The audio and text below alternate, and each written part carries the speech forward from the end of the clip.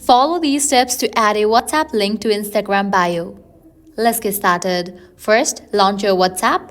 Now, navigate to the settings page.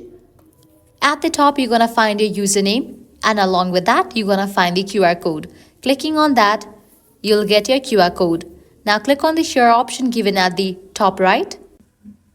You'll find different options over here to share your QR code, but you won't find the option to copy the link. So what you have to do is close this, launch your Instagram, navigate to the profile page, then click on the option edit profile, click on the option links, click on add external link. In order to add a WhatsApp link to your Instagram bio, you'll need to use your WhatsApp number. But before that, you have to type in this wa.me/. Now type in your phone number along with the country code. After you type in your phone number, type in done. And just with that, you have added your WhatsApp link to Instagram bio.